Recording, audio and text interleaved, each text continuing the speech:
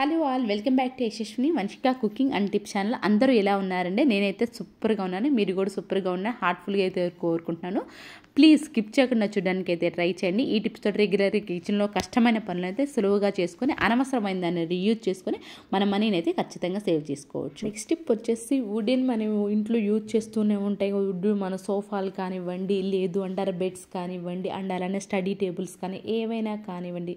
కొంతమంది ఇప్పుడు ఏంటంటే ప్రతి ఒక్కటి మనకి వుడ్ ఐటమ్ అనేది ఎక్కువ వుడ్ వర్క్ ఎక్కువైపోయింది కదండి.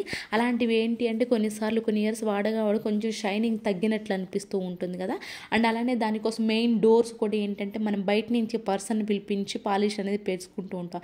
సింపుల్గా ఇంట్లో ఖాళీ టైం కనుక ఉంది అనుకుంటే ఈ విధంగా క్లీన్ చేసుకుంటే సరే మన వుడ్ ఏదైనా ఐటమ్ అనేది చాలా నీట్గా అయితే క్లీన్ అయిపోయింది. దానికోసం ఏం లేదు, వెనిగర్ ఒక స్పూను, అలాగే ఏదైతే మన కిచెన్లో వంటకు వాడుతూ ఉంటామో ఆయిల్ ఒక స్పూను, అలాగే పర్ఫ్యూమ్ అండి. పర్ఫ్యూమ్ ఏదైతే ఇష్టం ఉంటే వేసుకోవచ్చు, లేదు అంటారు వెనిలా ఎసెన్స్ దానిన్న వేసుకొని ఒకసారి స్ప్రే బాటిల్ వేసుకొని బాగా కలిపేసుకున్నాం అనుకోండి.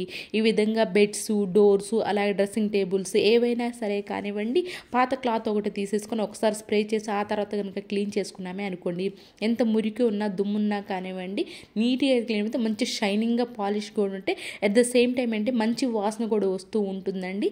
ఇలా బయట పర్సన్ని పిలిపించే అవసరం లేకుండా మనం ఇంట్లో పాలిష్ మనమే పెట్టేసుకోవచ్చండి. రూపాయి ఖర్చు లేకుండా మనం ఏదైనా ఫ్రీ టైంలో మంత్లీ వన్స్ కానివ్వండి, లేదంటే 2-3 months సార్ కానివ్వండి ఫ్రీ టైం కనుక ఉంది అనుకోండి, ఈ విధంగా పాలిష్ చేసుకుంటే ఎలాంటి మనకి బయట పర్సన్ అవసరం లేకుండా మన వుడ్ అనేది చాలా నీట్గా క్లీన్గా కనిపిస్తుంది, షైనింగ్ కూడా ఉంటుంది. అండ్ నెక్స్ట్ టిప్ వచ్చేసి ప్లాస్టిక్ బాటిల్ వాటర్ అందరం తాగుతూ ఉంటాం, అనవసరం అని చెప్పేసి పడేస్తూ ఉంటాం కదా. అయితే దీన్ని ఇప్పుడు రీయూజ్ ఎలా చేయాలో చూద్దామండి. దానికోసం కొంచెం చాకుని కనుక వేడి చేస్తే మనకి కటింగ్ బాటిల్ అనేది ఎలాంటి ప్లాస్టిక్దైనా కానివ్వండి కట్ చేయాలి అనుకున్నప్పుడు మనకి చాకుని కనుక వేడి చేస్తే ఈజీగా అయిపోతుంది. దీని లోపల నేను గార్లిక్ అనేది పెట్టేసుకున్నానండి. కొంతమందికి ఏంటి అని అంటే గార్లిక్ పెట్టుకోవడానికి స్పెషల్ ఇలాంటి బాక్సెస్ అయితే కొంటూ ఉంటారు కదా. అలాంటివి ఏం అవసరం లేకుండా మీకు కొన్ని గార్లిక్ పెట్టుకోవడానికి చిన్న బాటిల్ లాంటివి కావాలి అనుకోండి, ఈ విధంగా పెట్టేసుకోవచ్చు అండి. దీనిలో ఆలు అయినా పెట్టేసుకోవచ్చు, మీ కంఫర్ట్ని బట్టి. చక్కగా మనకి ఇలాంటి పైన క్యాప్ కూడా ఉంది కాబట్టి అవసరమైనప్పుడు తీసుకోవచ్చు, ఈజీగా అయితే పెట్టేసుకోవచ్చు. కొంతమంది ఫ్రిడ్జ్లో కూడా పెడుతూ ఉంటారు కదా, అలాంటప్పుడు ఏదైతే సైడ్కి పెట్టుకోవడానికి ఎక్కువ స్పేస్ ఆక్యుపై చేసుకోండి, తక్కువ ప్లేస్ మన సైడ్కి కూడా పెట్టేసుకోవచ్చు ఇలాంటి బాటిల్స్ అయితే. నెక్స్ట్ టిప్ వచ్చేసి నెయిల్స్ కట్ చేసేటప్పుడు ఖచ్చితంగా మనకి కింద పడిపోతూ ఉంటాయి. కొంతమందికి కింద పడ్డం ఇష్టం ఉండదు, కొంతమంది సెంటిమెంట్గా ఫీల్ అవుతూ ఉంటారు. అలాంటప్పుడు మన నెయిల్స్ కట్ చేసేటప్పుడు కొంతమంది డైరెక్ట్ డస్ట్బిన్ దగ్గర కూడా వెళ్ళి కట్ చేసుకుంటూ ఉంటారు.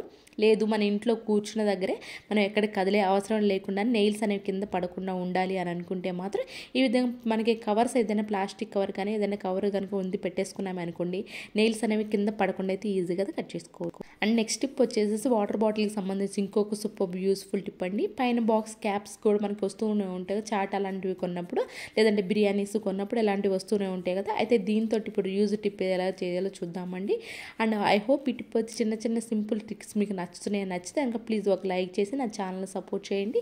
దీనివల్ల నాకు మోటివేషన్గా ఉంటుంది, వేరే వాళ్ళకి కూడా ఈ వీడియో రీచ్ అవుతుంది కాబట్టి ప్లీజ్ లైక్ చేసి సపోర్ట్ చేయండి. బాటిల్ సగానికి కింద అయితే కట్ చేసేసాను కదండి, ఆ తర్వాత పైన కూడా ఈ విధంగా గ్లూ పెట్టి అంటించేసేసాను.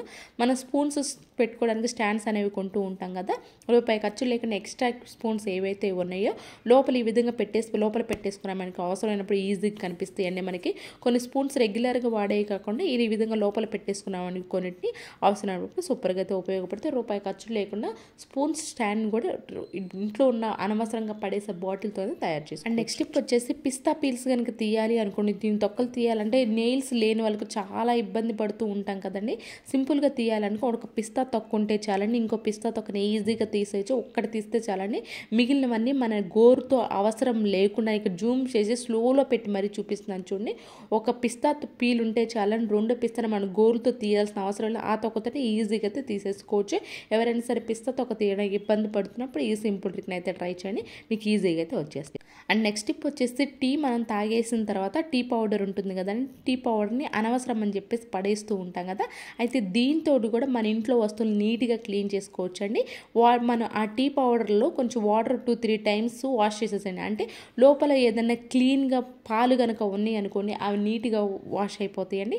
ఆ పాలన్నిటిని ఈ విధంగా 2-3 times వాష్ చేసి పడేసుకున్న తర్వాత తర్వాత టీ పౌడర్ ఏదైతే మిగిలిపోతుందో ఆ టీ పౌడర్ని కొంచెం విధంగా పాత నాప్కిన్లో పెట్టేసుకొని స్టీల్ షింకులు కానివ్వండి, కొన్నిసార్లు మనకి ఏంటంటే పాచి పట్టినట్లు స్మెల్ వస్తూ కూడా ఉంటాయి కదా మనకి, ముఖ్యంగా నాన్ వెజ్ అలాంటివి క్లీన్ చేసినప్పుడు. అలాంటప్పుడు ఎన్ని లిక్విడ్స్ వేసినా కానివ్వండి పోనే పోదండి మనకి స్మెల్. అలాంటప్పుడు ఈ విధంగా మీరు డైరెక్ట్గా షింకులో కూడా వేసేసి చేత్తో కూడా రబ్ చేశాను. బట్ చెయ్యి ఏంటి అని అంటే చెయ్యి తడవకుండా మనకి ఏంటంటే కొంచెం నీచు స్మెల్ వస్తున్నప్పుడు చెయ్యి కూడా స్మెల్ వస్తూ ఉంటుంది. అందుకని నేను ఇక్కడ కర్చీఫ్లో, పాత కర్చీఫ్లో వేసేసి క్లీన్ చేస్తాను. లేదు అంటే మీరు డైరెక్ట్గా షింకులో వేసేసి చేత్తోనే రబ్ చేయొచ్చండి.